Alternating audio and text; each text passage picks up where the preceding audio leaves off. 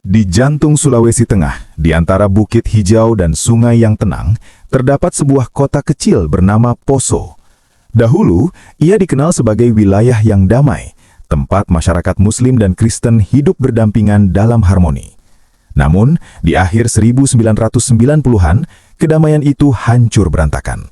Tragedi kemanusiaan berdarah meletus, menelan ribuan korban, dan meninggalkan luka yang belum sepenuhnya sembuh hingga hari ini.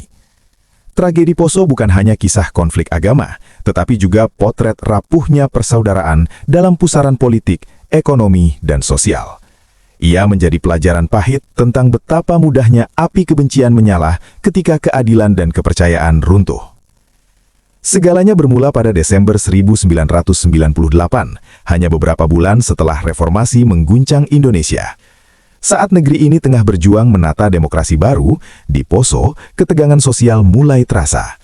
Pemicu awalnya sederhana, perkelahian dua pemuda berbeda agama di sebuah pesta di Kelurahan Sayo.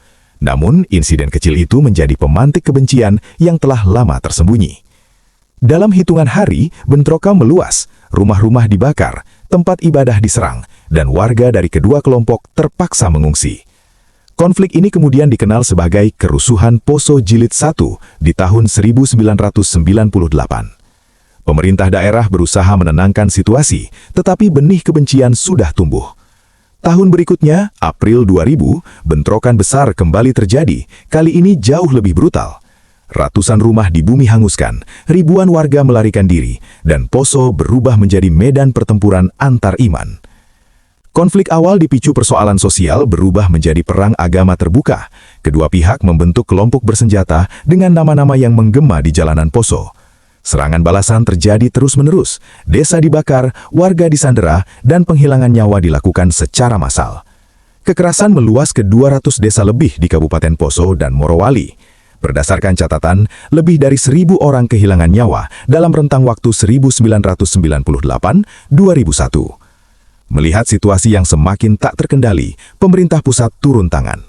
TNI dan Polri dikerahkan ke Poso, namun kehadiran mereka belum sepenuhnya menenangkan. Puncaknya, pada Desember 2001, pemerintah menginisiasi Deklarasi Malino, sebuah perjanjian damai yang diadakan di Malino, Sulawesi Selatan, difasilitasi oleh Menteri Koordinator Politik dan Keamanan, Yusuf Kala. Kini, kota Poso perlahan bangkit, jalan kembali ramai, pasar hidup kembali, dan masjid serta gereja berdiri berdampingan seperti dulu. Namun di balik ketenangan itu, ingatan kolektif tentang darah dan air mata tetap hidup, bukan untuk menyalahkan, melainkan untuk pembelajaran.